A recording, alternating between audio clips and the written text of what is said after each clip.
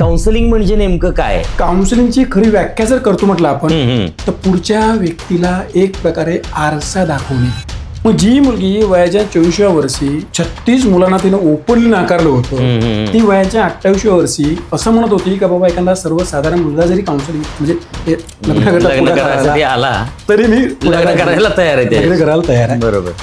ही मनस्थिती बदलत गेली आणि मला असं वाटतंय का ह्या मनस्थितीला एकमेव पर्याय म्हणजे काउन्सिलिंग. अशी कोणत्या व्यक्ती आहेत की ज्यांना खरंच काउन्सिलिंगची गरज आहे किंवा आवश्यकता आहे? अशा कोणकोणत्या व्यक्ती आहेत? तसं पाहतो म्हटलं ना तर माझ्या हिशोबाने तर प्रत्येक व्यक्तीला काउन्सिलिंगची आवश्यकता आहे. अरे बाबा. तर ज्याला जीवनामध्ये काही करायचं आहे, जो स्वप्न बघतो मला काही बनायचं आहे, काही करायचं आहे, अशा लोकांना सर्वात पहिले काउन्सिलिंग करायला पाहिजे. गेल्या 20 वर्षापासून तुम्ही या काउन्सिलिंग सेंटरमध्ये आहात किंवा काउन्सिलिंग सुरू करतायत. अनेक पेशंट्सना तुम्ही बरं केलेलं आहे, आजारांपासून दूर केलेलं आहे, अनेक व्यक्तींना तुम्ही नैराश्यातून बाहेर काढलेलं आहे, व्यसनापासून दूर केलेलं आहे. तर तुमचा नेमका मानवी जीवनाकडे बघण्याचा दृष्टिकोन कसा आहे?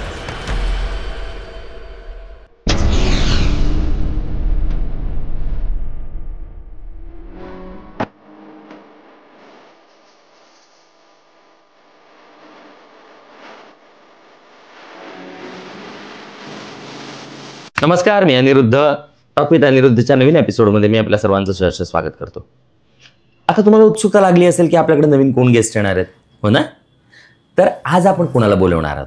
तर आज आपल्याकडे असे गेस्ट येणार आहेत की ज्यांचं काउन्सिलिंग सेंटर अतिशय सुंदर पद्धतीनं सुरू आहे आणि ते आजपर्यंत अशा काही लोकांना जे नैराश्यामध्ये अडकलेले आहेत, जे व्यसनाधीन झालेले आहेत, त्या सर्वांना बाहेर काढून नवीन जगण्याची ऊर्जा, नवीन जगण्याची प्रेरणा देत आहेत. अशी बरीच लोकं जी आहेत ज्यांच्या आयुष्यामध्ये त्यांनी नवसंजीवनी आणलेली आहे, नवीन काहीतरी करण्याची ऊर्जा त्यांनी दिलेली आहे. तर आपण स्वागत करूयात आजचे आपले गेस्ट ताराचंद जयसिंगपुरे सर यांचं. नमस्कार. नमस्कार. नमस्कार.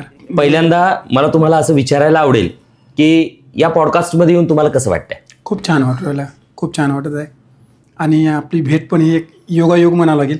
हो. आणि त्या माध्यमातून काही गोष्टी पुढे घेऊ शकतो आपण, तर खूपच छान वाटत आहे. ओके. सर, मला हे जाणून घ्यायला आवडेल की आपलं बालपण कसं होतं? बालपणामध्ये काही गोष्टी तुम्हाला खटकल्यात, जाणवल्यात की बाबा आपल्याला ह्या गोष्टीमध्ये कुठंतरी बदल करायला हवा किंवा लोकांच्या मनामध्ये या सगळ्या गोष्टींचा बदल करायला हवा, हे तुम्हाला कधी जाणवलं? खरं म्हणजे या क्षेत्रामध्ये येण्याचं कारणच माझं बालपण आहे. बर. लहानपणी मला फिजिकल प्रॉब्लेम भरपूर होते. बर. माझं डोकं खूप दुखायचं आणि पिंढऱ्या, पोटऱ्या पायाच्या ह्या खूप दुखायच्या. म्हणजे अक्षरशः त्या पिंढऱ्यासाठी वडिलांनी वेगळे ऑइल आणले, वेगळ्या डॉक्टरांना दाखवलं, डोक्यासाठी सुद्धा बरेच प्रयत्न केले. बर. पण शेवटपर्यंत ना डोकं दुखणं थांबलं ना पिंढऱ्या थांबल्या माझ्या, कंटिन्यू दुखत राहिलेल्या. ओके. आणि त्यामध्ये मला पाठीचा प्रॉब्लेम पण होता. आणि असं करता करताच माझं एज्युकेशन पूर्ण झालं आणि त्यानंतर एज्युकेशन पूर्ण झाल्यानंतर मी औरंगाबादला गेलो. औरंगाबादला बजाज कंपनीमध्ये मी जॉब करत होतो आणि जॉब करताना तिथचं जे मॅनेजमेंट, जे वर्कर लोक यांच्यासोबत ज्यावेळेस कम्युनिकेशन व्हायचं तर कम्युनिकेशन होत असताना त्यांचे जे प्रश्न होते असे वेगवेगळे प्रश्न समोर यायचे. बर. तर त्यावेळेस मला असं वाटायचं की आपल्याला फिजिकल प्रॉब्लेम अजूनही सुरूच आहे आणि यांचे प्रश्न वेगवेगळ्या प्रकारे. मला असं वाटायचं याचं कारण काय आहे. आणि फक्त औषधी शास्त्रीय कारण जर पकडतो म्हटलं तर मी वेगवेगळ्या प्रकारच्या औषधी घेतल्या होत्या, पण रिझल्ट आलाच नव्हता. आणि तिथं काही वर्कर्स लोक मी चर्चा करताना पाहत होतो का ते कितीतरी वर्षापासून जॉब करून राहिले, प्रश्न जसे आहे तसेच.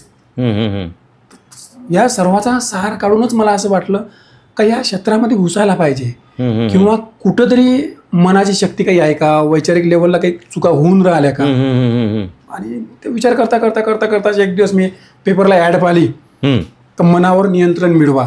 बर. आणि त्या माध्यमातून तुमचे काही शारीरिक आजार दूर करा. बर.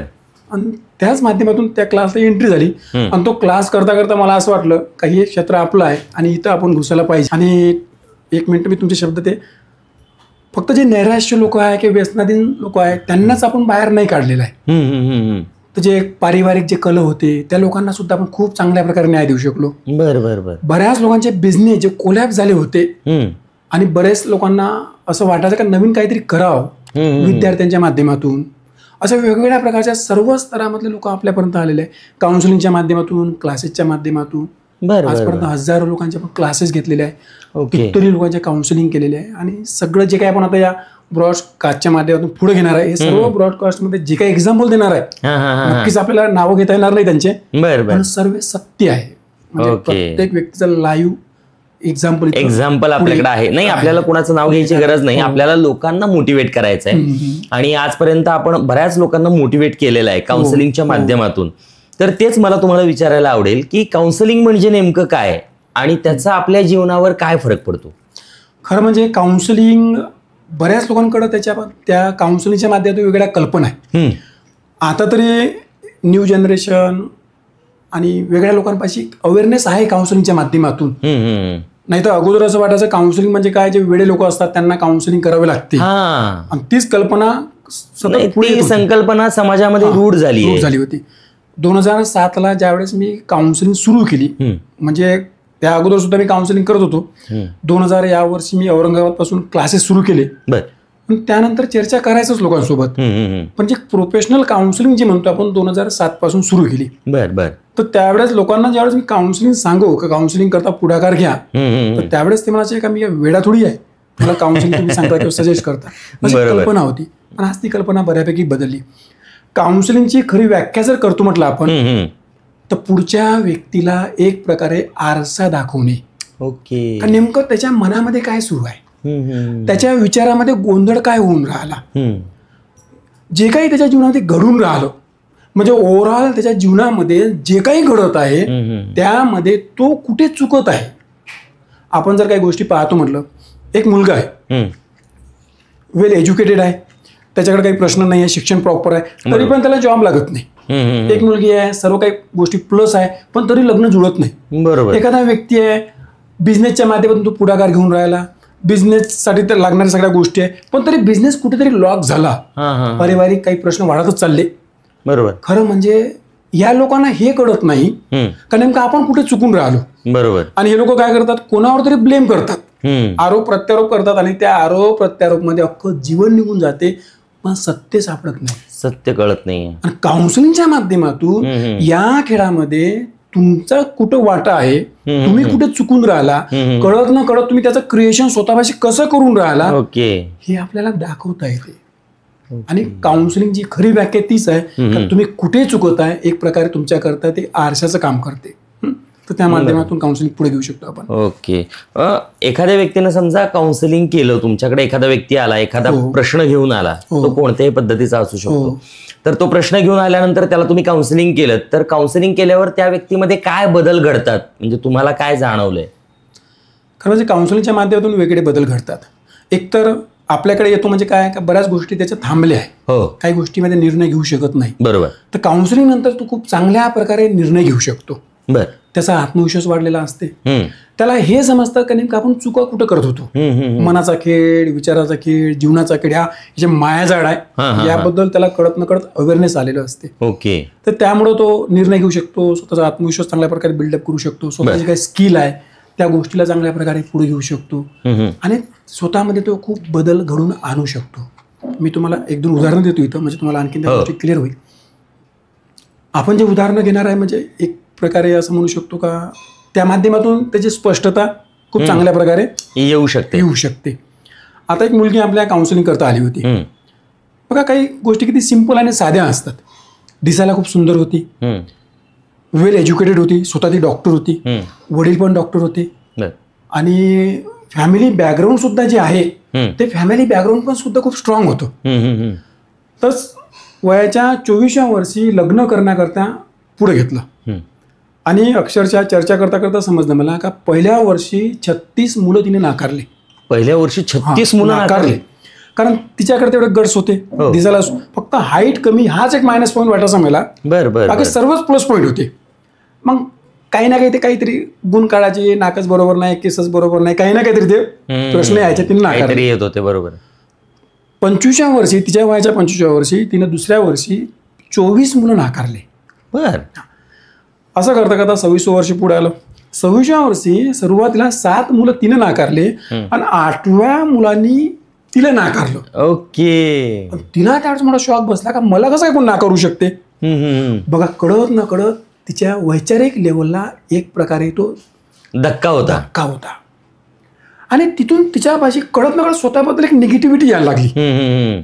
आणि त्या वर्षाभरामध्ये काही मुलांनी तिला नाकारलं बरं. आणि काही मुलांना तिनं नाकारलं. असं करता 26 वर्ष पूर्ण झालं. 27व्या वर्षी मॅक्झिमम मुलांनी तिला नाकारलं. अरे बा. आणि तिला कळतच नव्हतं गडबड कुठं होऊन राहिली, ते का नाकारतात मला.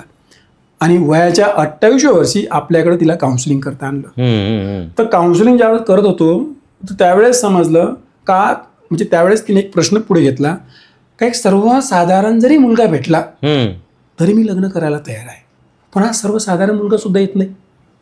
मग जी मुलगी वयाच्या 24व्या वर्षी 36 मुलांना तिनं ओपनली नाकारलं होतं, ती वयाच्या 28व्या वर्षी असं म्हणत होती का बाबा एखादा सर्वसाधारण मुलगा जरी काउन्सिलिंग म्हणजे लग्न करायला आला तरी मी लग्न करायला तयार आहे. बरोबर. मग ही मनस्थिती बदलत गेली. आणि मला असं वाटतंय का ह्या मनस्थितीला एकमेव पर्याय म्हणजे काउन्सिलिंग. ओके. काउन्सिलिंगच्या माध्यमातूनच तिच्यामध्ये बदल होते. आता सांगणारे भरपूर लोक वेगळ्या प्रकारे सांगतात, मोटिवेट करतात, काळजी करू नको, जास्त विचार करू नको. तुमच्या मनामध्ये काही ना काही सुरूच आहे ना. येस. तर त्याला काय करायचं, मनाला आरसा दाखवणं गरजेचं आहे. आणि अक्षरशः त्यावेळेला आता नक्कीच काउन्सिलिंग करताना वेगवेगळी प्रश्नावली असतात, वेगळ्या काही गोष्टी असतात, त्या प्रकारे मी सगळ्या गोष्टी पूर्णपणे अशा पुढे घेण्याचा प्रयत्न करतो. आणि त्या माध्यमातून त्या लोकांना बरोबर त्या पॉईंटवर आम्ही पोहोचवतायत. बरोबर आम्ही त्या पॉईंटवर तिला पोहोचवलं. गडबड कुठं उरली, चुका कुठं होऊन राहिल्या, कारण तिच्यामध्ये काही कमीपणा अशा प्रकारचा काही भाग नव्हता. बरोबर. सर्वच गोष्टी प्लस होत्या, पण तरी खेळ थांबला होता. आणि अक्षरशः त्या म्हणजे तिथून 1.5-2 महिन्यामध्ये तिचं लग्न झालं.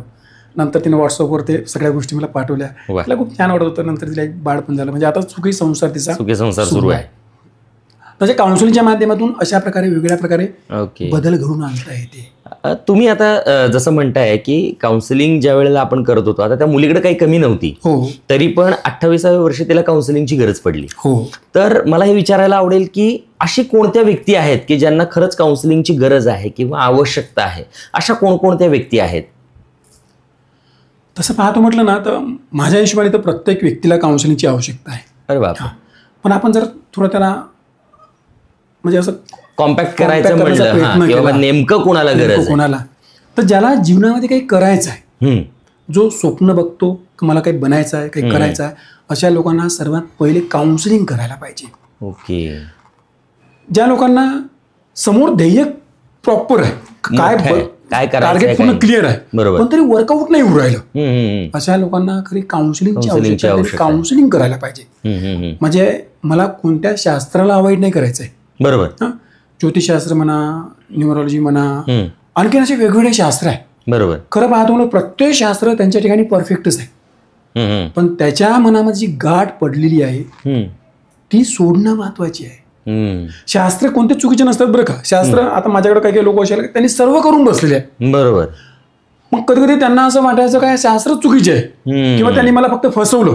ऍक्च्युअली मध्ये खेळ तसा नव्हता. म्हणजे त्याला हे नव्हतं समजून राहिलं का आपण कळत ना कळत चुकीचे क्रिएशन करून राहिलो. तर बऱ्याच लोक असे नेहमी आजारी पडतात. त्या लोकांना खरी काउन्सिलिंगची आवश्यकता आहे. बऱ्याच लोक आता क्लासच्या माध्यमातून, आता पुढे आपण त्याच्यावर चर्चा करणारच आहे, क्लासेसच्या माध्यमातून मी पाहिलं का काही काही लोक असे होते का ते सतत आजारी पडायचे, मेडिसिन कंटिन्यू सुरू राहायचं. मग याचा अर्थ मेडिसिन चुकीचं होतं असं नाहीये, मेडिसिन तर प्रॉपर काम करूनच राहिलं होतं, परत ते आजारी का पडायचे. अशा लोकांना खरी काउन्सिलिंगची आवश्यकता पडते. ज्यांच्या म्हणजे नवरा बायकोमध्ये, खास करून मुलांमध्ये, आई वडिलांमध्ये ते नेहमी प्रश्न येत असतात, अशा लोकांना खरी काउन्सिलिंगची आवश्यकता आहे. म्हणजे खरं जर पाहत म्हणलं ओव्हरऑल तर ज्यांना जीवनामध्ये काही समोर टार्गेट अचीव्ह करायचं आहे, ते कोणत्याही माध्यमातून असो, परिवाराच्या माध्यमातून असो, करिअरच्या माध्यमातून असो, शरीराच्या माध्यमातून असो, काही भविष्याच्या माध्यमातून असो, अशा लोकांना काउन्सिलिंगची आवश्यकता आहे. आणि त्यांनी खरं म्हणजे काउन्सिलिंग पुढे घ्यायला पाहिजे किंवा काउन्सिलिंगच्या माध्यमातून पुढाकार घ्यायला पाहिजे. एक प्रश्न मी इथंच क्लिअर करतो. खरं म्हणजे आपल्या भारतामध्ये गुरुप्रथा होत्या. लोक काय करायचे कळत न कळत, म्हणजे गुरुप्रथा भारताचा तसं पाहतो काही काळ जर आपण मागे गेलो तो मूळ कणा होता. बरोबर. आणि त्यामुळे बरेचसे लोक कसे रिलॅक्स होते. हिंदू धर्मसंस्कृतीमध्ये गुरु शिष्याला परम महत्व दिलं गेलेलं आहे. बरोबर. तर त्याचा परिणाम काय होता, त्यांच्याकडे काही प्रश्न आले ना तर कळत न कळत त्यांच्या मनात एक विचार यायचा, आता आपण गुरुकडे जाऊ आणि त्यावेळेला हा प्रश्न विचारू. आणि त्यांनी स्वतःला एवढं जरी सांगितलं की बाबा गुरुकडे गेल्यानंतर या प्रश्नाला आपण क्लिअर करू, तरी ते हलके होऊन जायचे. रिलॅक्स होऊन जायचे. बरोबर. पण आज गुरुप्रथा राहिल्या नाही, त्या गोष्टी सर्व संपूर्णपणे बदललेल्या आहे. बरोबर. तर त्याचा परिणाम काय उराला का त्यांना जे समजूनच नाही राहिलं ह्या प्रश्नाचं काय. ज्यावेळेस मी स्वतःला सांगतो ना हा प्रश्न इथं गेल्यानंतर क्लिअर होऊ शकते, त्या क्षणाला माझी शिष्टीमलकी होत असते. पण माझ्या मनाला माहीतच नाही या प्रश्नाचं करायचं काय. बरोबर. मन आणखीन गोंधळ करते, आणखीन तो प्रश्न तयार करतो. बरोबर. आणि अशा वेळेला लोक जास्त भयभीत होतात. तर अशा वेळेला गुरुप्रथा कमी झाल्या. बरोबर. आज लोकांकडे ते ऑप्शनच नाही. बरोबर. कोणावर विश्वास ठेवा हेच कळत हा नाही. हा खूप मोठा प्रश्न आहे. मोबाईलच्या माध्यमातून सोशल मीडियाच्या माध्यमातून पाहतो म्हणलं तर हजारो लोक त्यांचे मित्र आहेत, पण रियालिटीमध्ये एकही मित्र नाही. आणि खरं म्हणजे जी संस्कृती आपली होती ती तुटत गेली. आज जे एकत्र कुटुंब पद्धती होती त्या तुटलेल्या आहे. तर त्यामुळे आपलं कोण आहे हा प्रश्नच तयार झाला. बरोबर आहे. मग अशा वेळेला त्यांच्याकरता सर्वात चांगला पर्याय म्हणजे काउन्सिलिंग. आणि ज्या लोकांना खरंच काउन्सिलिंग म्हणजे कळत नाही, समजत नाही किंवा असं म्हणू शकतो का त्यांच्याकडे तसे ऑप्शन नाही आहे, मग त्यांनी आपले काही फ्रेंड सर्कल म्हणा का जे आपल्याला असं वाटते का चांगले मार्गदर्शन करू शकते बरं का, अशा लोकांसोबत तरी कनेक्टिव्हिटी घ्यायला पाहिजे. हो, म्हणजे तुम्ही काउन्सिलिंग साठीच गेलं पाहिजे असं नाही, पण मित्र सखा कोणीतरी असा जवळचा सुद्धा तुम्ही एक्सप्रेस व्हायला पाहिजे. एक प्रकारे एखादा व्यक्ती जर त्याला दोन गोष्टी सांगते ना ती पण एक प्रकारे काउन्सिलिंगच आहे. हा, असं म्हणू शकतो एखादा काउन्सिलर त्यामध्ये तज्ञ असेल तर तो त्या प्रकारे त्याला बरोबर त्या पॉइंटवर घेऊन जातो. पण दोन शब्द चांगले कानावर पडणे ते पण एक काउन्सिलिंगच आहे. मग लोकांनी त्या माध्यमातून पुढाकार घ्यायला पाहिजे. बरोबर. सर, मला तुम्हाला विचारायला आवडेल की आता लोक बरीचशीच नैराश्यामध्ये जात आहेत. आता लॉकडाऊन नंतर पण बऱ्याचशाच लोकांमध्ये फार बदल पडलेला आहे की लोक निगेटिव्हिटीकडे जास्त बघायला लागलेत, व्यसनाधीन खूप झालेली आहेत लोक. तर त्यांच्याबद्दल तुम्ही काय सांगाल? खरं म्हणजे नैराश्य जे डिप्रेशन आज जर जगामध्ये पाहतो म्हटलं तर डिप्रेशनचं प्रमाण दिवसेंदिवस वाढत आहे. म्हणजे आपल्या भारताचा आकडा जर पाहतो म्हणलं तर असं म्हणतात दर 3 माणसामागे एक व्यक्ती डिप्रेशनमध्ये असतो. अरे बापरे, इतकं डिप्रेशनचं प्रमाण वाढत चाललेलं आहे. मेडिकल सायन्स डायरेक्ट आकडे जे डिक्लेअर करतात ते डायरेक्ट म्हणतात 5% नक्कीच डिप्रेशनमध्ये आजच लोक डायरेक्ट आहेत. म्हणजे अशा वेगवेगळ्या माध्यमातून जे पाहतो म्हटलं ना तर डिप्रेशनचं प्रमाण खूप वाढत चाललेलं आहे. आता आपला त्या लोकांकडे पाहण्याचा व्ह्यू कसा आहे. काही लोक म्हणतात हलक्या मनाचा आहे, हलक्या डोक्याचा आहे, काही पण विचार करतो फालतूच आणि कशाला टेन्शन घ्यायला पाहिजे असं म्हणून जर पाहतो म्हणलं त्या लोकांकडे तर असे प्रश्न दिवसेंदिवस वाढतच जाणार. पण खरं म्हणजे त्याच्याकडे प्रश्न आहे. आपल्याला हे समजणं महत्वाचं आहे का त्याच्याकडे काहीतरी प्रश्नाचा गुंता तयार झालेला आहे. मग आपल्याला त्या लोकांकडे त्याच माध्यमातून बघता आलं पाहिजे. अनिरुद्ध, माझा जो अनुभव आहे या क्षेत्रामध्ये त्या माध्यमातून मी बोलून राहिलो. बरेचसे डिप्रेशन लोक हे डॉक्टरांकडे जातात. मेडिकल सायन्स चुकीचं नाही आणि मला असं वाटतं का कोणतं शास्त्र चुकीचं नाही खरं सांगायचं. पण आज लोकांच्या समस्या एवढ्या वाढत चालल्या आणि त्या डॉक्टरांकडे एवढी गर्दी असते का त्यांच्यासोबत चर्चा करून काय म्हणजे आहे हे पाहण्यापेक्षा त्यांना एक मेडिसिन द्यायला आवडते. त्यामुळे ते लोक मेडिसिन घेतात. मनाचा गुंता जसा आहे तसाच राहतो. त्यामुळे ते लोक तिथे स्टक झालेले असतात.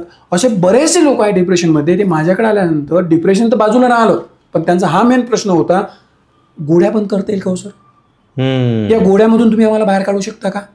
म्हणजे डिप्रेशन सेकंडरी पार्टमध्ये गेलो. गोळ्या जेवढ्या झाल्या आणि गोळ्या एवढ्या कंटिन्यू वाढत चालल्या होत्या. त्यांना असं वाटायचं कुणीतरी आम्हाला कमीत कमी या मेडिसिन मधून तरी बाहेर काढावं. डिप्रेशनचा खरा अर्थ जर पाहतो म्हटलं तो व्यक्ती कुठेतरी थांबला. मग तो भूतकाळामध्ये असो, कोणत्या घटनेसोबत असो, कोणत्या शब्दासोबत असो, कोणत्या वेळेमध्ये असो, ऍक्च्युअल मध्ये तो कुठेतरी थांबला. वर्तमान काळामध्ये तो आज प्रवास करत नाही आहे. जे घडून राहिलं वर्तमान काळामध्ये त्याच्यासोबत तो नाही आहे, तो कुठेतरी आहे, खरी म्हणजे तो थांबलेला आहे. आणि खरी म्हणजे अशा लोकांना प्रेमाची सहानुभूतीची आवश्यकता आहे. त्या लोकांकडे जाऊन जर आपण थोडा पाठीवर हात देऊन जर त्यांच्यासोबत बोलू शकलो, त्यांना जर समजून घेऊ शकलो आणि हळूहळू त्यांच्या मनाचा गुंता जर तो ओपन करू शकलो, त्यांना पूर्णपणे बाहेर काढता येते. डिप्रेशनमध्ये गेलेले असे कितीतरी लोक आहे त्यांना मी बाहेर काढू शकलो. नक्कीच आता ते काही लोक असे होते जे बाहेर घेऊन येत होते. वेळेचा थोडा प्रश्न यायचा किंवा तेवढा वेळ नाही देऊ शकले, त्यामुळे सगळ्याच लोकांना काढता आलं असं नाही म्हणता येणार. पण बऱ्याच लोकांना आम्हाला काढता आलं. आणि म्हणजे खरं सांगायचं झालं त्या लोकांकडे अनेक प्रश्नाचा गुंता तयार झालेला असतो बरं का, आणि ऐकणारा कोणी नसतो. आणि काही लोकांकडे असे प्रश्न असतात का ऐकणाऱ्याला असं वाटतं किती क्षुल्लक प्रश्न आहे, बरोबर. हा कशाला मूर्खासारखा विचार करतो, पण ॲक्च्युअलमध्ये त्या लोकांकरता ते क्षुल्लक न राहता ते प्रश्न मोठे झाले. आणि त्याचमध्ये तुम्ही दुसरा प्रश्न घेतला होता, ॲडिक्शन, व्यसन. व्यसनाबद्दल म्हणजे आज बऱ्याच संस्था काम करत आहे, मेडिकल सायन्सच्या माध्यमातून बऱ्याच ऑर्गनायझेशन रन होत आहे, व्यसनमुक्ती केंद्र म्हणा चालत आहे. एक व्यक्ती वय होतं त्यांचं 74 वर्ष, माझ्याकडे काउन्सिलिंग करता आणलं होतं. पुण्यामध्येच ऑफिसमध्ये ते आले होते आणि चर्चा करता करता मी त्यांना एक सहज प्रश्न केला. म्हणलं, सर तुमची दारू सोडायची इच्छा आहे का? तो का बरं? तुम्हाला तुमची इच्छा असेल तर मी तुम्हाला मदत करू शकतो. बरोबर. नाही, माझी पत्नी तर सांगत होती का तुम्ही कोणालाही बाहेर काढता, कशाही प्रकारे बाहेर काढू शकता, त्यांची इच्छा असो कोण असो. म्हटलं, सर मग मॅडमकडे कुठेतरी चुकीची माहिती पोहोचली असेल. म्हटलं, व्यसनामधून त्याच व्यक्तीला बाहेर काढता येते ज्याची इच्छा आहे. त्यांची मनापासून इच्छा नसेल तर म्हटलं मीच काय जगाला कोणीच व्यक्ती बाहेर काढू शकत नाही. तर म्हणे, मग तुम्ही मला बाहेर नाही काढू शकणार का? मला तुमची इच्छा नसेल मग मी नाही काढू शकणार. पत्नी तर म्हणत होती मी काढतात. म्हटलं मॅडमला आपल्याला तर बोलवून घ्यावं लागेल. काय नेमकं? तर मला म्हणे, मी सर आतापर्यंत मला 8 ठिकाणी नेलेलं आहे, तुम्ही 9वी आहे माझ्याकरता. 5 ठिकाणी व्यसनमुक्ती केंद्रामध्ये मला ॲडमिट केलेलं आहे. काही काही ठिकाणी तुम्ही 3 महिने 4 महिने 6 महिने राहिलेला आहे. अरे बापरे. आणि ते लोक चॅलेंज करायचे का आम्ही तुम्हाला फक्त एवढा वेळ तुम्ही आम्हाला द्या, आम्ही तुम्हाला बाहेरच काढतो. आणि मला असं वाटायचं कसं काय तुम्ही मला माझ्या इच्छेशिवाय बाहेर काढू शकता. अक्षरशः 6 महिने राहिल्यानंतर मी निघाल्यानंतर त्यांच्याच गेटवर दारू पिलो मी. अरे बाप. कारण मला असं वाटायचं म्हणजे का तुम्ही असं कसं चॅलेंज करू शकता. बरोबर. वेल एज्युकेटेड व्यक्ती होते, खूप मोठ्या पोस्टवर राहिले होते. आणि त्यावेळेस ते मला बोलले, अनिरुद्ध खरं सांगायचं झालं म्हणजे सर का मी ऑलरेडी दारू सोडलेली आहे. मी माझ्या बायकोला सांगितलं नाही, कारण माझी बायकोला पण सुद्धा पटणार नाही की मी दारू सोडलेली आहे. तिला जरी मी सांगण्याचा प्रयत्न केला ते म्हणून का तुम्हाला तर मी घेऊन चालली म्हणून तुम्ही मला म्हणून राहिले बरोबर का दारू सोडलेली आहे. आणि मी म्हटलं तुम्ही दारू कशी काय सोडली? तर म्हणे, सर माझी सूनबाई आता प्रेग्नेंट आहे, घरामध्ये नवीन बाळ येणार आहे, आणि मला असं वाटते का तिने मला हा प्रश्न नाही केला पाहिजे का तुम्ही दारू पिता माझ्या मुलाला हात नको लावू, आणि म्हणे मला नातवासोबत मस्त खेळायचं आहे. बघा त्यांचा एक प्रश्न खूप मोठा झाला, नातू, आणि बाकीचे प्रश्न लूज झाले. खरं म्हणजे व्यसनाची व्याख्या जर करतो म्हणलं ना तर that person is prisoner of the subconscious mind. तो खरं पाहतो म्हणलं तर अंतर्मनाच्या गुफेमध्ये अडकलेला कैदी असतो. आणि सर्वात मोठं आश्चर्य आहे का तो addicted person and who treated him that both are not ready to accept का तो प्रिझनर आहे. ही सर्वात मोठं आश्चर्य आहे बरं का. तुम्हाला काय वाटते त्या लोकांना समजत नसणार का दारू पिल्यानंतर आपण किती जीवनाचा नाश करून राहिलो, पैशाचा उद्ध्वस्त करून राहिलो, घरात परिवाराला पूर्णपणे रोडवर आणून त्यांना कळत नसणार का? कळत असणार, 100% कळत असणार. म्हणजे 1% पण नाही कमी जास्त करू शकत आपण, 100% त्यांना माहिती पडते. म्हणूनच ते लोक दारू पिल्यानंतर असे म्हणतात चुकलं बरं का, कान धरतात, शपथ घेतात, एव्हरीथिंग, हा सगळं माहित असतं त्यांना. आणि बायकोला वारंवार सांगतात की तुझी शपथ आहे आता मी कधीच दारू पिणार नाही.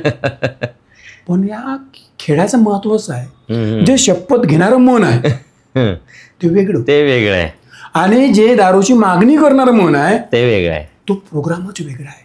ओके. आणि तो प्रोग्राम एवढा पॉवरफुल झालेला असते काही लोकांना कळतच नाही का त्या प्रोग्रामनी आपल्याला ओव्हरटेक केलेला आहे. कधी ओव्हरटेक केले. ज्यावेळेस त्याची वेळ येते ना त्या वेळेला अक्षरशः तो बरोबर तिथं जाऊन पोहोचतो आणि तो दारू पितो.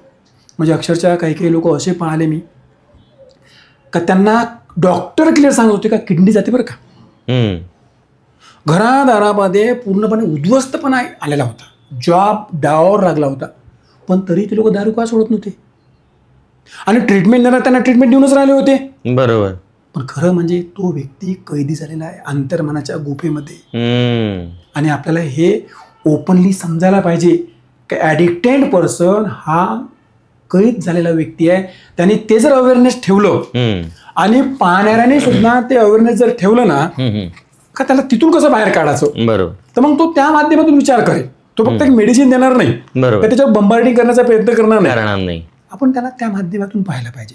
खरं म्हणजे डिप्रेशन म्हणा काय ॲडिक्शन म्हणा हे प्रश्न वेगळे आहे बरं का. आज समाजाचा लोकांचा त्याकडे पाहण्याचा दृष्टिकोन वेगळा आहे. पण ऍक्च्युअलमध्ये सत्य हे समोर ठेवून पाहायला पाहिजे आणि नेमकं त्यांना आपण कशा प्रकारे ट्रीट करायला पाहिजे. बरोबर.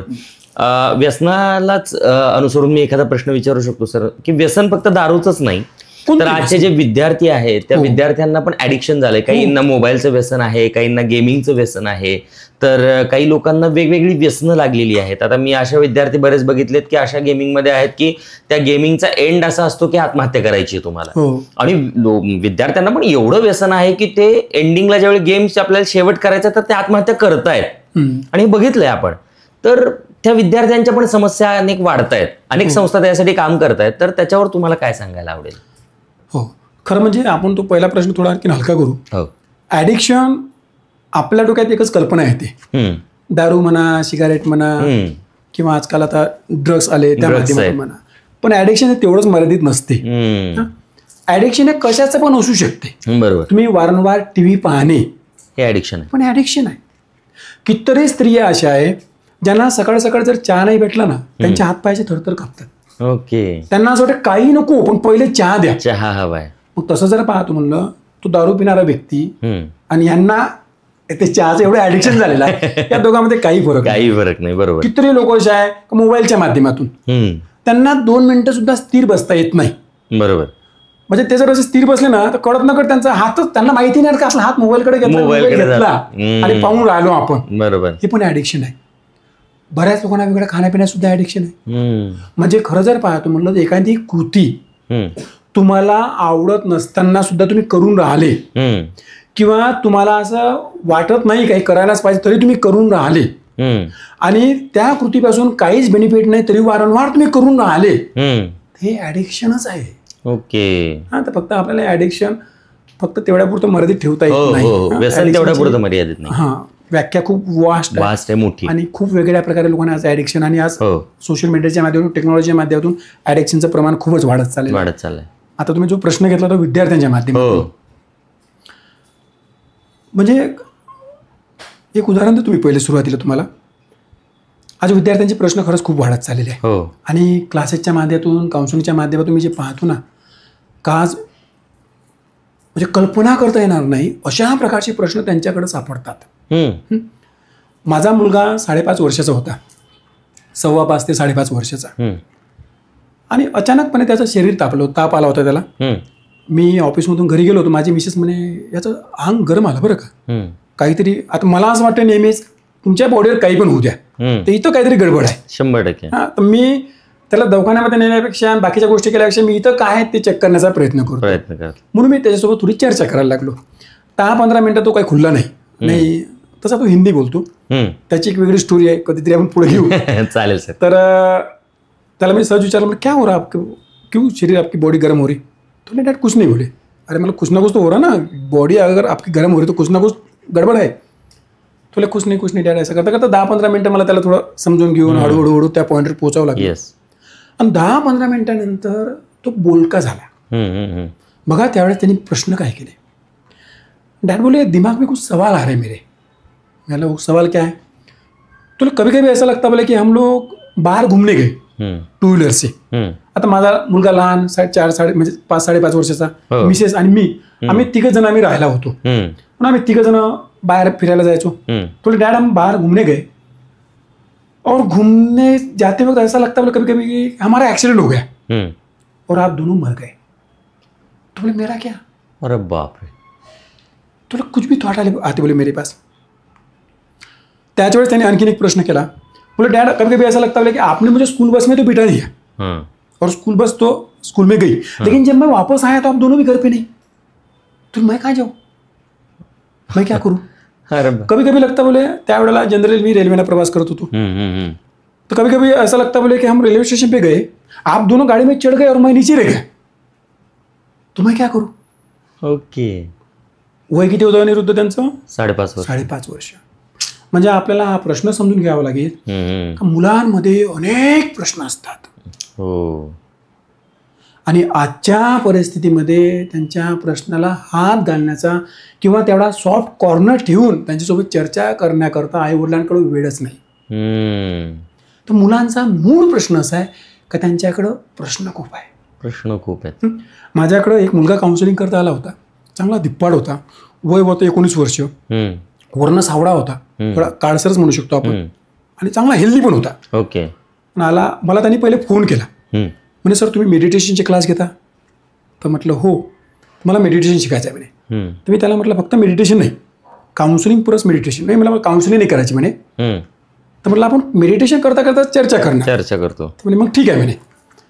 आणि तो म्हणजे फी घेऊनच आला, बसला आणि मला म्हणे हे सर फी आणि मला क्लास करायचा आहे आणि ती चर्चा पण करायची म्हणे.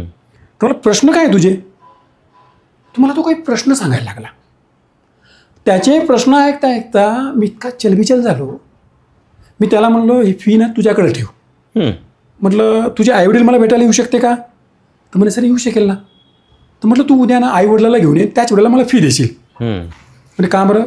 मला क्लास नाही करता येणार का? मला क्लास नक्कीच करता येते, पण म्हटलं पहिले तुझ्या आईवडिलांना थोडं मला बोलायचं आहे. मग दुसऱ्या दिवशी आईवडील आले भेटायला आणि आईवडिलांना त्याला मी बाहेर बसवलं आतमध्ये रूममध्ये, एक काउन्सिलिंग रूम, तिथं आईवडिलांना घेतलं. म्हणलं तुमच्या मुलाचा प्रश्न काय? बघा त्यांनी मला प्रश्न काय केला. म्हणे सर माझा मुलगा ना काही पण प्रश्न विचारतो म्हणे, याच तोंडाने का खायचो, लघवी इथूनच का करायची, लोक असे का जगतात. आणि तो प्रश्न लहानपणीपासून करायचा. ओके. तो वयाच्या 7व्या वर्षी असे विचित्र प्रश्न करतो म्हणून त्याला डॉक्टरकडे नेलो. आणि डॉक्टरने त्याला गोळी दिली. अरे माझ्याकडे आला होता 19व्या वर्षी, वयाच्या 7व्या वर्षीपासून तो मेडिसिन घेत होता. बापरे, प्रश्नांवर मेडिसिन घेत होता. आता त्यांनी सांगितलं का डिप्रेशन मध्ये आहे का, जास्त असतो म्हणतो ना, ऍक्टिव्ह आहे, हायपर ऍक्टिव्ह आहे, त्याकरता मेडिसिन सुरू केली असणार. मी त्या आईवडिलांना म्हटलं का तुमच्या मुलाचा मूळ प्रश्न काय माहिती आहे? तुमच्या मुलाचा मूळ प्रश्न आहे का त्याच्याकडं प्रश्न आहे आणि त्याचे उत्तर तुमच्या लोकांकडे आहेच नाही, हा मूळ प्रश्न आहे. आणि खरं म्हणजे त्या आईवडिलांकडे त्याचे उत्तर नव्हते. मग आईवडील काय करताय, काही पण प्रश्न विचारतो मूर्खासारखा, असे प्रश्न विचारायचे नसतात. अरे पण तो प्रश्न आहे ना, प्रश्न तर आहे, तो प्रश्न आहे ना, उत्तर तर मिळाला. आता माझ्या मुलांनी जर मला प्रश्न केला काम दोनों बाहर जाने के बाद आपका एक्सीडेंट हुआ और आप मर गए, तुम्ही काय म्हणायला पाहिजे, काही पण विचार करतो. नाही, त्याच्या मनामध्ये याचा अर्थ तो इन्सिक्युअर होऊ राहिला ना. आम्ही तिघच पुण्यामध्ये राहून राहिलो, माझा पूर्ण परिवार गावाकडे राहते, आईवडील गावाकडे राहते, सर्वजण गावाकडे राहून राहिले, होऊ शकते, त्याला वाटू शकते असं, साहजिकच आहे. आणि तुम्ही जर त्याला म्हटलं का मूर्खासारखे विचार करता, तर अशा वेळेला त्यांनी काय करावं? बरोबर. तो सर्वात महत्वाचा मुद्दा का त्यांच्याकडे प्रश्न अनेक आहे, त्याचे उत्तर नाही. मग इथे दुसरा प्रश्न असा तयार होतो, मग त्याचे उत्तर नाही, तर मग त्यांनी काय करावं? मग ते काय करणार? नेटवर जाणार, नेटवर सर्च करणार, एखाद्या मित्रासोबत चर्चा करणार. आता त्याचे मित्र त्याच्या बरोबरचे, ते त्याला उत्तर कसे देणार? ते त्याच्या बरोबर त्याच्या लेवलचेच विचार आणि त्याच्या लेवलचे उत्तर आहे देणार. मग त्याच्याकडे प्रॉपर उत्तर पोहोचणारच नाही पोहोचणार. मग जो प्रश्न तुम्ही केला ना, का विद्यार्थ्यांकडे आज प्रश्न वाढत चालले किंवा असे वेगळे प्रश्न राहिले, मूळ महत्वाचा मुद्दा आहे आई वडिलांमध्ये आणि मुलांमध्ये आज कम्युनिकेशन गॅप खूप वाढत चालली. आपली एज्युकेशन सिस्टीम खूप बदललेली आहे. बरोबर. मला असं वाटतं का मी ज्यावेळेस लहानपणी किंवा आपण ज्यावेळेस लहान होतो आणि त्यावेळेला आपण एज्युकेशन घेत होतो, तर बऱ्याच गोष्टी आई वडील कव्हर करायचे, शिकवायचे, आपल्याला घरीच शिकवत होते.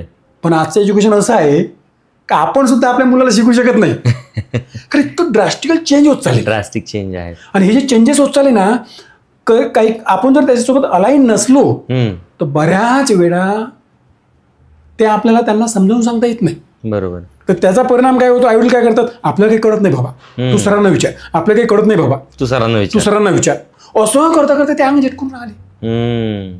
मी कितीतरी आईवडिलांना विचारलं, म्हणजे प्रश्न खास करून मुलांची काउन्सिलिंग करता करता मला हा प्रश्न पडायचा आणि मी त्यावेळेस आईवडिलांना बोलवून घेऊन त्यांना प्रश्न करायचो, याला काय बनायचं आहे हे कोण ठरवणार? म्हणजे तू ठरवणार ना. त्याचं वय आज 12 वर्ष 15 वर्ष. बरोबर. मग तो ठरवेल का खरंच? नाहीच ठरवणार. मग तो काय करणार? कोणाला तरी परत प्रश्न विचारणार. मग होऊ शकते सरांना प्रश्न विचारणार, बरं सरांना प्रश्न विचारल्यानंतर तो त्यांच्याप्रमाणे उत्तर देणार. मग याच्या मनामध्ये खरंच काय आहे हे कसं निघणार, हे कसं बाहेर पडणार? बरोबर. कळणार कसं, हे कळणार कसं? ही गॅप ना खूप वाढत चालली बरं का दिवसांनी. बरोबर. मी तुम्हाला एक उदाहरण देतो. इथं आता जस्ट एक मुलगी माझ्याकडे काउन्सिलिंगला आली होती दिवाळीला. तशी काउन्सिलिंग सतत कोणी ना कोणी सुरू असते, पण त्या मुलीचं उदाहरण खास करून विद्यार्थ्यांकरता लागू पडते. तर त्यावेळेला ती एका शाळेमध्ये होती, 4थ्या वर्गापासून त्या शाळेमध्ये होती. शाळा वेल नोन आहे, आपण आता शाळेचं नाव नाही घेऊ खास करून, म्हणजे आपण कोणाला काहीतरी टार्गेट नाही करू शकत. शाळा वेल नोन होती म्हणजे ऑल ओव्हर महाराष्ट्र त्यांचे ब्रँचेस आहे. आणि असं करता करता 4थी झाली, 5वी झाली, असं करता 10वीत पोहोचली. असं करता दिवाळी आली. तर दिवाळीच्या अगोदरपासून तिला वॉर्निंग देणं सुरू होतं घरच्या लोकांना, म्हणजे खास करून शाळेकडून, का बाबा तुझा अभ्यास कव्हर कर बरं का, तुझे मार्क कमी होत चालले. नंतर अशी वेळ आली का त्यांच्या आईवडिलांना बोलून घेतलं. आणि वॉर्निंग काय होती नंतरची, एकतर हिला 9वीत बसवावं लागेल, नाहीतर तुम्ही आमच्या शाळेमधून हिला बाहेर काढा. अरे बापरे. मग तुम्ही 9वीमध्ये काय केलं, 8वीमध्ये काय केलं, बरोबर प्रश्न आहे ना. आणि वेळ दिवाळीची वेळ होती, अभ्यास करायला वेळ कमी होता. 20 पैकी 2 मार्क, 5 मार्क, 3 मार्क असे मार्क पडायचे. आणि त्या शाळेला हात ठप्पा आपल्यावर लावून घ्यायचा नव्हता. 10वीमध्ये बाबा आमच्याकडे असे विद्यार्थी असतात, मग ते काय म्हणायचे, बेस्ट वे तुम्ही काय करा, दुसरी शाळा पकडा, नाही तर मग हिला आपण 9वीमध्ये बसू. त्यावेळेला माझ्याकडं तिला काउन्सिलिंगला आणलं आणि चर्चा करता करता समजलं तिची आई प्रिन्सिपल होती एका वेळेमध्ये. आई वडिलांची चुका असते असं नाही बरं का, पण सांगण्याचा अर्थ काय आहे का बऱ्याच वेळा आपण त्या प्रकारे कम्युनिकेशन करूनच नाही राहिलो ना मुलांसोबत, ते डिस्कनेक्ट होऊन आले. बरोबर. म्हणजे ज्याच्याकडून प्रॉपर नॉलेज येऊ शकते तिथून ते कळत न कळत डिस्कनेक्ट होऊन चर्चा करता करता समजलं का तिच्या जीवनात काही घटना घडल्या होत्या. त्या घटनेचा प्रभाव एवढा होता का तिच्या मनामध्ये अनेक विचाराचा पगडा बसला होता. त्या विचारामधून तिला बाहेर पडता येत नव्हतं. 94% टार्गेट ठेवलं होतं 10वीचं. दिवाळी पुढे आली होती आणि टार्गेट खूप मोठं होतं. मी पहिले तिच्यासोबत चर्चा केली, भूतकाळातल्या काही गोष्टी समजून घेतल्या, त्या हलक्या केल्या, म्हणजे अक्षरशः अशा प्रकारे हलक्या केल्या का ते प्रश्न तिच्यापाशी ठेवले नाही. बरोबर. आणि नंतर तिला दुसरा प्रश्न केला, मला किती पर्सेंटेज आपल्याला असं वाटतं का मिळालं पाहिजे. ते म्हणे सर 94. मला दिवाळी आता निघून गेली, हाती 2.5-3 महिने, मला 94% कसे मिळणार. आणि म्हटलं एवढं प्रेशर घेऊन जर तू अभ्यास करतो म्हटलं तर प्रेशर जास्त राहील. बरोबर. आणि म्हटलं 10वीचं वर्ष आता बऱ्याचसा कसा अभ्यासक्रम जर पाहतो म्हटलं पुढचा तो 12वीच्या बेसवर आलेला आहे. बरोबर. म्हटलं नंतर तुला वेळ भरपूर आहे, पण इथून निघणं महत्वाचं आहे. इथनं निघणं महत्वाचं. तर म्हणे सर, मी म्हटलं मग तुला सहज असं वाटलं एवढे पर्सेंट मी सहज म्हणजे मिळू शकते. तर म्हणे सर मी 60% मिळू शकते म्हणे. तर म्हणलं आपण काय करू, 50%चं टार्गेट ठेवू. आणि आई वडिलांना विचारलं म्हणजे चालेल ना तुम्हाला 50% टार्गेट. म्हणे सर हे आता सध्या परिस्थितीची काय फेल होती काय, तर म्हणे 50 तर चांगलंच आहे मग त्या माध्यमातून. बरोबर. आणि आम्ही तिचं 50%चं टार्गेट ठेवलं. मग ती इतकी हलकी झाली, एक तो प्रश्न हलके झाले, टार्गेट पण मी बदलून टाकलं. बरोबर. तर तिला मॅट्रिकमध्ये 67% मार्क पडले. आता ती MBBSची तयारी करून राहिली. वा वा वा वा. आणि MBBSच्या तिच्या क्लासमधून अशा प्रकारे रिझल्ट आहे सध्याच्या परिस्थितीमध्ये का आजच तिनं ते MBBSचे म्हणतो ना चांगल्या कॉलेजला ऍडमिशन मिळण्याकरता क्रॉस करायला पाहिजे. येस. आजच तिने तो क्रॉस केलेला आहे. म्हणजे विद्यार्थ्यांकडे प्रॉब्लेम नसतात बरं का. आणि ऍक्च्युअल मध्ये असंही म्हणता येत नाही का त्याची बुद्धी तशी काम करून राहिली का, तो प्रश्न तिथं आहेच नाही. बरोबर. ते तर नॅचरल आहे, तुम्ही जसं घडवणार तसे घडायला तयार आहे. पण कळत न कळत त्यांच्यामध्ये जे अनेक प्रश्नाचा गुंता वाढत चालला, अनेक प्रश्न जे वाढत चालले त्याला क्लिअर करणं महत्वाचं आहे. त्याच प्रकारे आजची टेक्नॉलॉजी, आज आपण टेक्नॉलॉजीचा आपण वापर करतो का टेक्नॉलॉजी आपला वापर करून राहिली, हा सगळ्यात मोठा प्रश्न आहे. बरोबर. आणि आई वडिलांनी कनेक्टिव्हिटी न ठेवल्यामुळे ते कळत न कळत टेक्नॉलॉजीला खूप अटॅच झाली. आजची परिस्थिती अशी आहे, घराघरामधली परिस्थिती अशी आहे, वडील आपला मोबाईल घेऊन बसतात, आई आपला मोबाईल घेऊन बसते, लेकरं आपले मोबाईल घेऊन बसते. लेकरं त्या मोबाईल मध्ये काय पाहिजे हा प्रश्नचिन्हच आहे. बरोबर. आणि एखाद्या वेळेस शाळेकडून कॉलेजकडून वॉर्निंग आली का तू मोबाईल बंद कर. तुम्हाला अधिकार तरी आहे का तो त्यांना असं म्हणण्याचा, मोबाईल बंद कर, स्वतःच मोबाईल घेऊन स्वतःच अटकले आहे ना. तर त्यामुळे त्या शब्दाचं ते म्हणतो ना एक इम्प्रेशन जे पडायला पाहिजे ते पडत नाही, ते पडतच नाही. मला हेच विचारायला आवडेल सर तुम्हाला की आपण जे क्लास घेतोय त्या क्लासमध्ये आपण विद्यार्थ्यांना काय शिकवतो किंवा कशा पद्धतीने काउन्सिलिंग करतो आपण विद्यार्थ्यांना. आपण जे क्लासेस घेतो ना म्हणजे आपल्या जीवनामध्ये 3 शब्द 3 प्रश्न शब्द म्हणू शकतो. सर्वात जवळ जर कोणी असेल तर म्हणजे आपलं मन, आपले विचार, आपलं शरीर. ओके. हे सर्वात जवळ. ओके. सर्वात मोठं अज्ञान जर कोणाबद्दल असेल मनुष्यापाशी ते मन, त्याचे विचार आणि त्याचं शरीर. आणि सर्वच प्रश्न या तिघामध्येच आहे. ओके. गोंधळ हा फक्त इथंच आहे. म्हणजे ज्याच्याबद्दल पूर्ण अज्ञान आहे आणि ज्याच्याशिवाय जीवनच नाही आहे, म्हणजे आपण जीवनाला त्याच्या पलीकडे पाहू शकत नाही, तेच जीवन आहे, त्याच्याबद्दलच अज्ञान आहे. सर्व गोंधळ तिथंच आहे. आणि आपण आपल्या क्लासमध्ये, क्लासचं नावच आहे माझ्या माइंड अँड बॉडी को रिलेशन, मन आणि शरीर एकत्र काम कसं करणार आहे. आपण आघातच तिथे केला आहे क्लासच्या माध्यमातून. तर नेमकं वैचारिक लेवलला गडबड कुठं होऊन राहिली, बरोबर, मनाचे प्रकार कसे पडतात. जसं आता मी मगाने डिप्रेशनच्या माध्यमातून किंवा ॲडिक्शनच्या माध्यमातून सांगत होतो का तो व्यक्ती एक प्रकारे कैदखान्यामध्ये अडकलेला आहे, तुरुंगामध्ये किंवा डिप्रेशनमध्ये तो कुठेतरी लॉक झालेला आहे. अशा प्रकारे आपण जर पाहतो म्हणलं तर मन ही एक अशी गुफा आहे ज्याची आपण कल्पनाच करू शकत नाही. एक व्यक्ती होऊन गेले सिग्मंड फ्राईड, मानसशास्त्राचे पितामह म्हटलं जाते त्या व्यक्तीला. ओके. आजही आपल्या सायकोलॉजीची बरीचशी थेअरी त्यांच्या बेसवर चालते. त्यांनी असं म्हटलेलं आहे तर मी कधी कधी माझ्या मनाचा एखादा कोपरा साफ करायला घेत होतो. बघा शब्द कसे होते. तर मला मनाचा कोपरा साफ करण्याकरता 3-3, 4-4 वर्ष लागायचे. असे माझ्या मनाचे शेकडो कप्पे आहे. शब्द बघा काय होते की मी माझ्या मनाचा कप्पा किंवा एखादा कोपरा साफसफाई करायला घेत होतो. तो साफसफाई करण्यामध्ये मला 3-3, 4-4 वर्ष लागायचे आणि अशा माझ्या मनाचे शेकडो कप्पे आहे. म्हणजे मनाचा गुफा किती मोठी, मनाची व्याप्ती किती भयानक, किती मोठी आहे. आणि अशा वेळेला मनुष्याकडे खरं पाहतो म्हणा सर्वात मोठा प्रश्न आहे जो आहे तो म्हणजे स्वतःबद्दलचा. मी क्लासमध्ये नेहमी असा एक पहिल्या सुरुवातीलाच प्रश्न असतो, सर्वात जवळचा आपण कोणाच्या असू ते स्वतःचे आहे, आणि सर्वात मोठं अज्ञान जर कोणाबद्दल असेल तर स्वतःबद्दल आहे. आणि ते सर्वच प्रश्नाचं मूळ कारण आहे. मेडिकल सायन्स वेगळ्या माध्यमातून गोष्टी पुढे घेतल्या जाते, पण मी ओपनली क्लासमध्ये सांगतो का सर्वच्या सर्व आजार हे तुमच्या मनाचा खेळ आहे, तुमच्या विचाराचा गोंधळाचा खेळ आहे. तर क्लासमध्ये आम्ही मन कसं काम करते, विचार कसे काम करतात, त्या विचाराचा परिणाम भविष्यावर कसा होतो, तुमच्या मनाचा परिणाम तुमच्या शरीरावर, तुमच्या जीवनावर कसा होत राहतो, तुमच्या पूर्ण बॉडीवर कसा होत राहतो, हे सगळं आपण त्या क्लासमधून घेत राहतो. आजाराची निर्मिती कशी होतात, शरीरावर त्या विचाराचा परिणाम, म्हणजे सगळं साखळी कशी तयार होईल आणि कळत ना कळत त्या आजाराची निर्मिती कशी होतात. आणि खूप सॉफ्ट कॉर्नर जर ठेवू शकलो आपण वैचारिक लेवलला तर बरेचसे आजार मनाच्या माध्यमातून रिकव्हरच होतात. मी 2000 या वर्षी पहिला क्लास घेतला आणि आज 2025 सुरू आहे. बरोबर.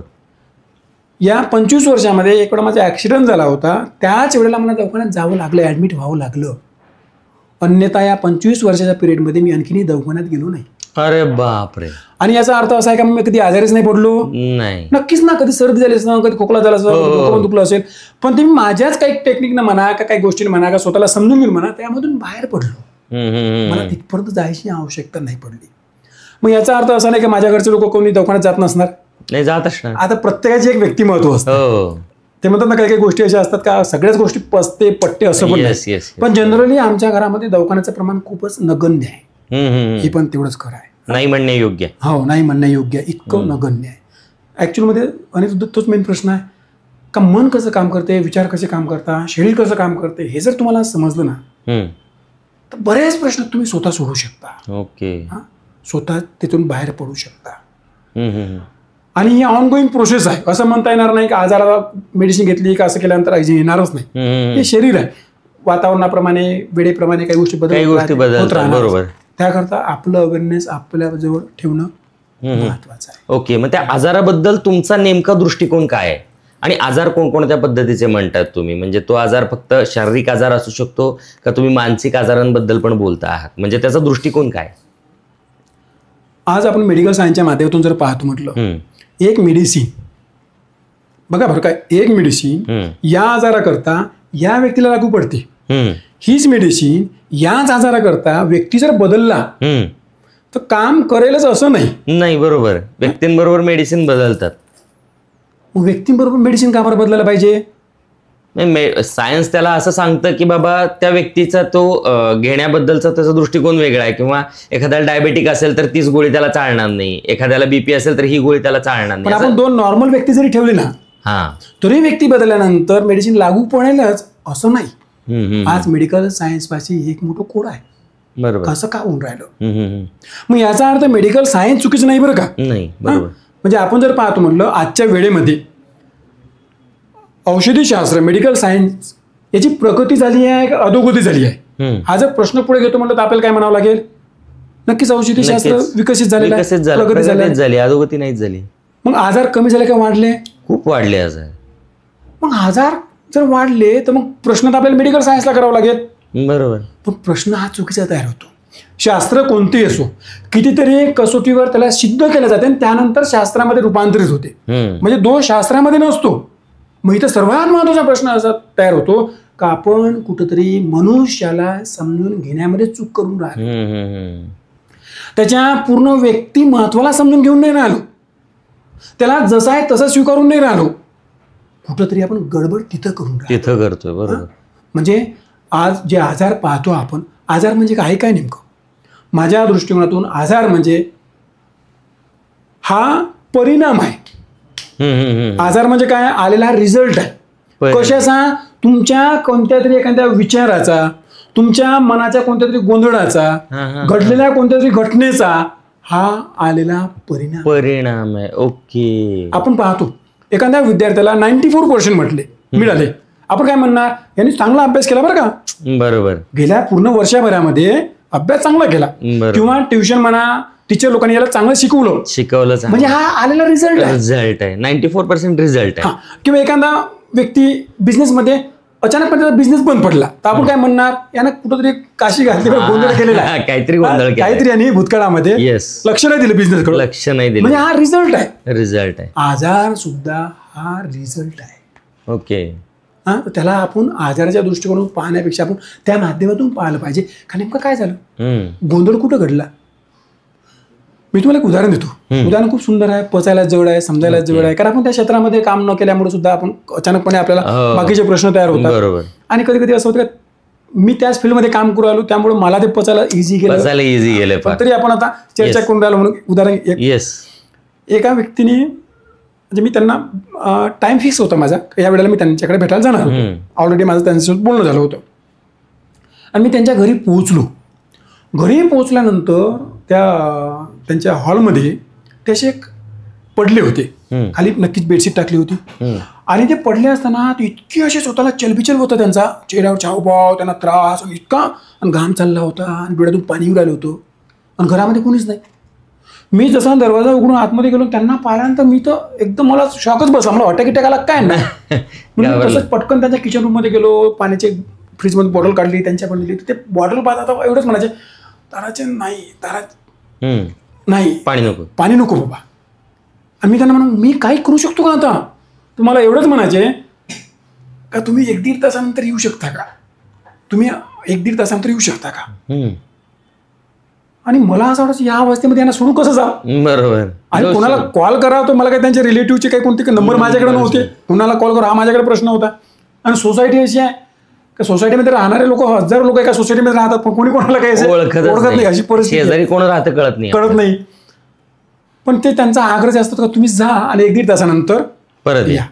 मोठ्या ते म्हणतो ना कष्टाने मी तिथून निघालो, म्हणजे जड अंतःकरणाने बाहेर. मी त्यांना वारंवार म्हणत होतो का नक्कीच जाऊ ना, मी तुम्हाला काही मदत, मी थांबू का? तुम्ही जाच म्हणे. आणि मी बरोबर मग तिथंच माझं ऑफिस होतं, कोरेगाव पार्कला ऑफिस होतं, आणि घटना पण कोरेगाव पार्कचीच होती. त्यांच्या घरी गेलो होतो. मी ऑफिसला गेलो, बसलो, मी वाटच पाहत होतो कधी 1.5 तास होते, मी कधी त्यांच्या घरी जातो. 1.5 तासानंतर घरी गेलो त्यांच्या, तर ते सोफ्यावर बसले होते रिलॅक्समध्ये आणि स्थिर झाले होते. मग मी त्यांना पाहिल्यानंतर मला थोडं बरं वाटलं. मग मी त्यांना म्हटलं काय झालं होतं, तर म्हणे डोकं खूप दुखत होतं माझं. म्हटलं कधीपासून? मग तुम्हाला कधी सांगितलं नाही? आणि त्यांचे माझे रिलेशन बऱ्यापैकी होते, पण हा विषय तुम्ही काही काढला नाही, कधी सांगितलं नाही. हो. तर मला असं वाटलं का तुम्ही सायकोलॉजीवर बोलता, मानसशास्त्राच्या माध्यमातून, तुम्ही मनावर बोलतात. मग म्हणजे ह्यात आजार शरीराचा आहे. अरे म्हटलं मनाला ना शरीराला वेगळं कसं करता येईल? हा भ्रम आहे. ज्या दिवशी असं म्हणून आपण मनाला बाहेर काढा, त्या दिवशी त्या व्यक्तीला आपण शरीर नाही म्हणणार, त्याला प्रेत म्हणणार. बरोबर.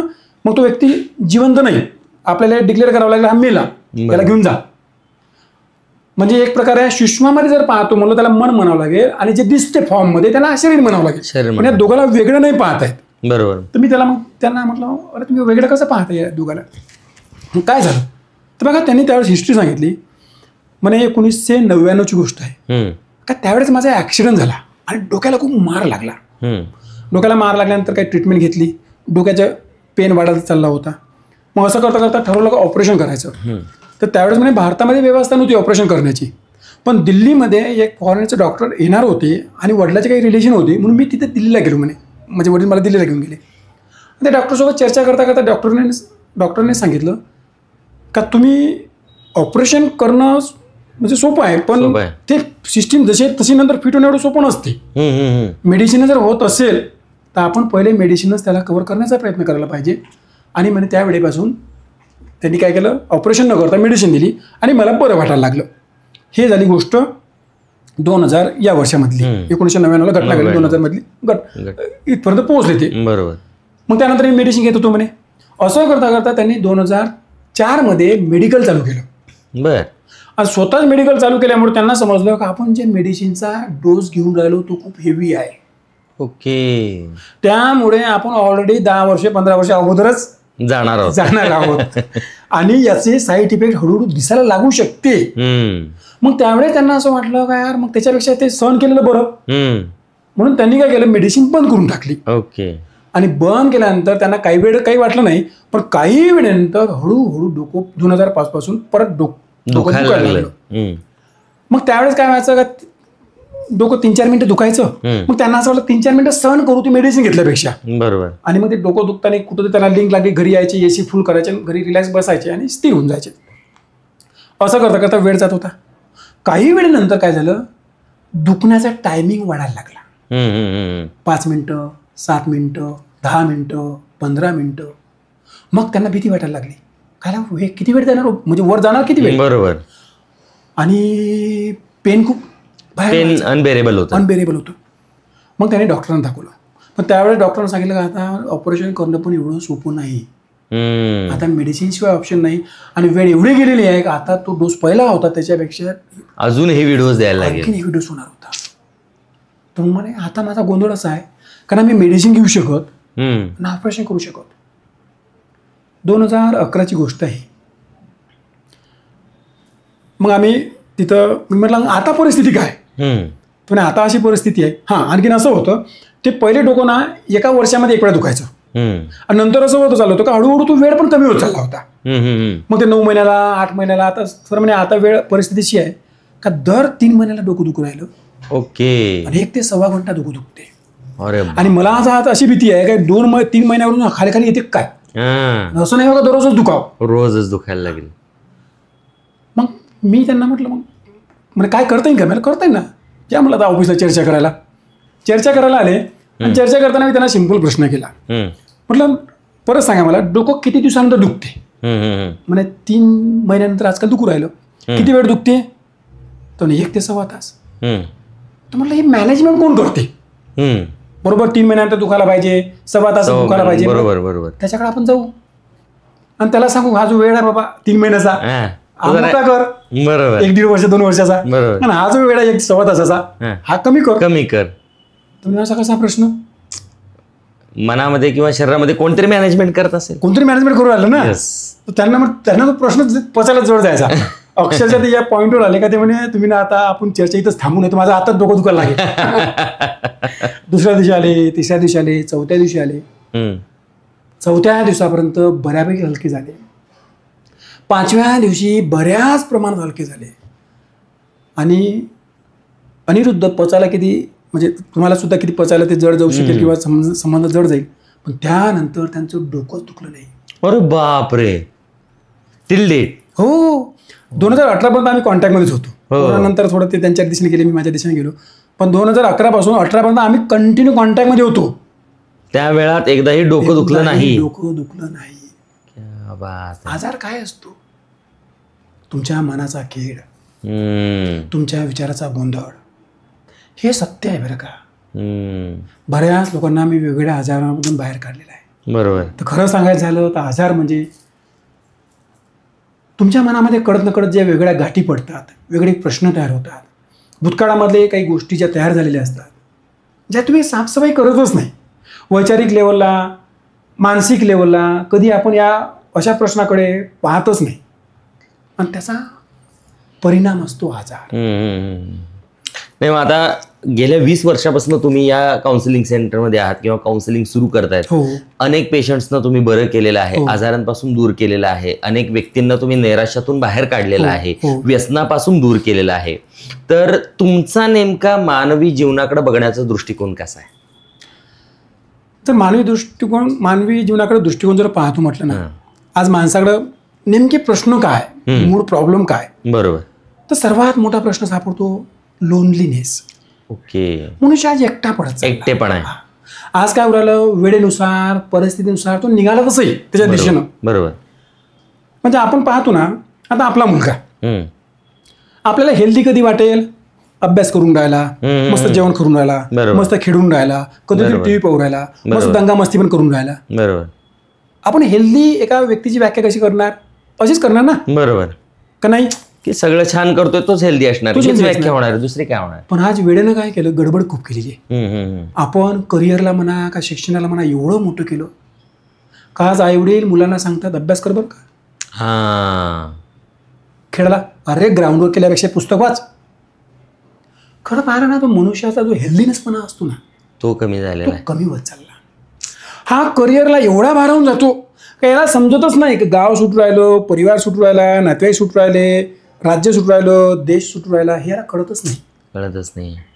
याला काय वाटते, माझं एक टार्गेट आहे. मी एक पिक्चर पाहत होतो, लव आजकल, सैफ अली खानचा पिक्चर आहे तो. अक्षरशः मी ते क्लिप पण काढायला लावली होती माझ्या एका कलिगला, काढून आपल्याकडे ठेवली क्लिप क्लासमध्ये दाखवण्याकरता. तो त्याच्या ध्येयानं भारावून गेलेला असतो. गोल्डन गेट का गोल्डन काहीतरी असं आहे, अमेरिकेमध्ये आहे. तिथं जॉबसाठी तो स्वप्न पाहतो, मला तिथं जाऊन जॉब मिळाला पाहिजे. आणि त्याकरता सर्वोपरी तो त्याग करतो आणि तिथं पोहोचतोच. आणि तिथं पोहोचल्यानंतर समजते का एवढं जीवन आहे काय, आता तेच बर्गर, तोच जॉब, तेच लॅपटॉप, तेच. आणि हळूहळू त्याला लोनलीनेस फील व्हायला लागते, एकटेपणा जाणवतो. आणि परत तो जीवन रिकव्हर करण्याकरता मागे फिरतो. आता पिक्चरमध्ये मागं फिरता येते, पिक्चरमध्ये येतं, पण रिअल जीवनामध्ये तो व्यक्ती काही मागं फिरत नाही. बरोबर. तो परत तिथं जे लॉक होऊन जातो आणि हळूहळू अशा प्रकारे लॉक होतो का परत तो मागे तर पलटणं खूप दूर आला. मग कोणावर आरोप लावतो, प्रत्यारोप लावतो, वेगळ्या आजारामध्ये अटकतो, वेगळ्या प्रश्नामध्ये अटकतो. बरोबर. आणि कुठंतरी गोंधळ करत राहतो स्वतःसोबत. तर मूळ प्रश्न आहे लोकांकडे या 25 वर्षाच्या अनुभवामधला पाहतो एक लोनलीनेसपणा. लोकांनी कुठेतरी एक हेल्दी जीवनाला पकडायला पाहिजे. बरोबर. त्यांनी हे समजलं पाहिजे का बाबा जीवन काय, जीवन पूर्णत्व झाला पाहिजे, पूर्णत्वाला गेलं. याचा अर्थ असा नाही का तुम्ही करिअर नाही पकडायला पाहिजे, करिअरला महत्व नाही द्यायला पाहिजे. नक्कीच द्यायला पाहिजे, 100% द्यायला पाहिजे. बरोबर. पण बाकी पण गोष्टी महत्वाच्या आहेत, गोष्टी पण महत्वाच्या आहेत, हे आपण पकडायला पाहिजे. दुसऱ्या लोकांकडे महत्वाचा प्रश्न सापडतो आजच्या परिस्थितीमध्ये जर पाहतो म्हटलं तो व्हॉट नेक्स्ट, पुढं काय. त्यांना समजतच नाही का आपण आता पुढं काय करणार आहे. आणि हा प्रश्न कॉमन होत चालला बरं का. म्हणजे आपल्या भारतामध्ये काही प्रथा होत्या. आपण जर आपल्या भारतामध्ये आश्रम सिस्टीम जर पाहतो म्हटलं, आश्रम सिस्टीम काय सांगायची, एका वेळेनंतर तुम्ही कर्मभूमीमधून निवृत्त व्हा. मग कर्मभूमीमध्ये घुसण्याच्या अगोदर जर पाहतो म्हटलं तर लहान बालपणाचा एक आश्रम होतो. बरोबर. म्हणजे अशा आश्रमच्या ज्या अवस्था होत्या. बरोबर. त्याच्यानंतर जर पाहतो म्हणलं तर त्याला तिथून बाहेर काढायचे, वनाश्रमामध्ये घुसवायचे. वनाश्रमामध्ये काय एक प्रकार चिंतन मनन होतं. आणि त्यानंतर संन्यास आश्रमामध्ये घुसवायचे. म्हणजे एक प्रकारे बाबा आता आपण सगळीकडून सुटत चाललोय. बरोबर. हा याला माहितच नाही सुटायचं कुठून आणि कधी सुटायचं. बरोबर. आजकालच्या लोकांना माहितीच नाही. बरोबर. मग त्यांना हा पण एक मोठा प्रश्न वाढत चालला, नेक्स्ट काय. हे प्रश्न म्हणजे लोनलीनेस म्हणा का नेक्स्ट वाट पुढं काय बाबा, हे प्रश्न खूप मोठे होत चालले बरं का. आणि याचा परिणाम असा होत चालला का ना नाही म्हणजे असं नाही म्हणतात का फक्त त्यांच्या जीवनावर उरला, त्यांच्या संपूर्ण व्यक्तिमत्वावर होते.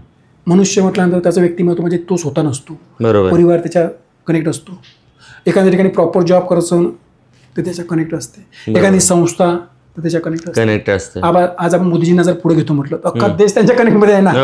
आणि ही व्यक्ती जर थोडी जर हल्ली किती मोठी प्रश्न नाही, खूप मोठा प्रश्न निर्माण होईल, अगदी जागतिक लेवलला निर्माण होईल. कारण मोदी साहेबांसारखं आजचं व्यक्तिमत्व असं कोणाचं व्यक्तिमत्व नाहीच आहे, व्यक्तिमत्व सापडणार नाही. बरोबर. कारण मोदी साहेबांसारखं व्यक्तिमत्व नाही. ती जर व्यक्ती हल्ली तर मग सगळं जग हलेल. म्हणजे ते थोडक्यात या पद्धतीनं आहे. असं म्हणू शकतो का त्यांचा परिवार म्हणजे पूर्ण देश. त्या व्यक्तीचा पण परिवार आहेच ना, आहे. त्या व्यक्तीचा पण स्वतःचा परिवार आहे. बरोबर. मग इथं आपण महत्वाचा प्रश्न तयार होतो का ह्या गोष्टी त्यांनी क्लिअर करायला पाहिजे. का पुढं काय स्पष्टता आणायला पाहिजे. स्पष्टता आणायला. आणि कुठंतरी लोनलीनेसपणामधून थोडं आपल्याला हेल्दी जीवन कसं आहे हे पुढे म्हणजे मनुष्यानी एकटेपणातून बाहेर पडून आपलं हेल्दी जीवन कसं आहे ते पाहायला पाहिजे. बरोबर.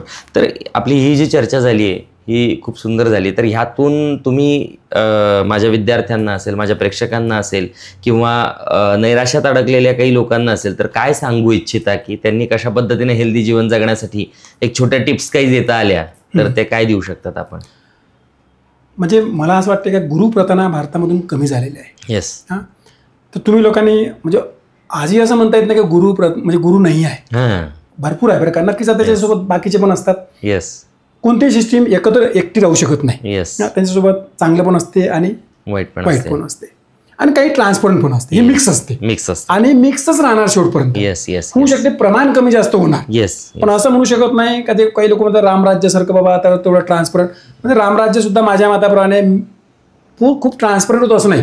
ते सुद्धा मिक्सच होतं. फक्त प्रमाण कमी जास्त होतं. असं म्हणू शकतो का तिथं चांगल्याचं प्रमाण जास्त असणार. आता असं म्हणू शकतो आपल्याकडे सध्याच्या वेळेमध्ये गोंधळ कन्फ्युजन याचं प्रमाण जास्त आहे. वाईटांचं प्रमाण जास्त आहे. पण याचा अर्थ असा नाही की आणखी गुरु नाही आहे. येस. येस. येस. म्हणजे आपण कुठंतरी गुरु म्हणा काय चांगल्या जवळचे मित्र म्हणा का आईवडील म्हणा का जे लोक खरंच आपल्याला मार्गदर्शन करू शकते चांगल्या प्रकारे अशा लोकांसोबत राहायला पाहिजे. अशा लोकांचं सानिध्य ठेवायला पाहिजे. म्हणजे जिथं तुम्ही हलके होऊ शकता तिथं हलके व्हायला हवंय. हलकं. बरोबर. हा सर्वात महत्वाचा प्रश्न आहे. दुसरा म्हणजे करिअरच्या माध्यमातून काही गोष्टी सुटणारच आहे. घर सुटो, परिवार सुटो, कधी कधी आपलं राज्य सुटो, देश सुटो. पण सुट्टे म्हणजे याचा अर्थ असा नाही ना का परमनंटली सुटते. नाही. तुम्हाला हे समजलं पाहिजे की काय ह्या गोष्टी काही वेळेसाठी सुटते. बरोबर. तुम्ही पूर्ण अलिप्त नाही व्हायला पाहिजे. म्हणजे तुम्हाला पैसे कमावता का एखादा चांगला जॉब करता आपण परिवाराला कसा वेळ देऊ शकतो, स्वतःला वेळ कसा देऊ शकतो, आपले जे काही छंद असतात ते कसे जोपासू शकतो, आपले काही स्वप्न असतात त्याला कसं पूर्ण करू शकतो. आणि भारत देश खूप सुंदर देश आहे बरं का. त्याला कशा प्रकारे पाहू शकतो आपण हा दुसरा मुद्दा पकडायला पाहिजे. बरोबर. आणि तिसरा महत्वाचा मुद्दा म्हणजे टेक्नॉलॉजीचा वापर आपण करतो का टेक्नॉलॉजी आपला वापर करते. हा सिरियस विषय आहे. तेवढा आहे. टेक्नॉलॉजी आपल्यासाठी बनली, आपण टेक्नॉलॉजीसाठी बनलेलो. त्याच्याकरता काहीतरी नियम करायला पाहिजे. मोबाईलचा वापर किती वेळ करायला पाहिजे. तुम्ही मुलांना जर सांगत असाल मोबाईल वापरू नका तर तुम्हाला पहिले ते क्रायटेरिया स्वतःला इम्प्लिमेंट करता आले पाहिजे.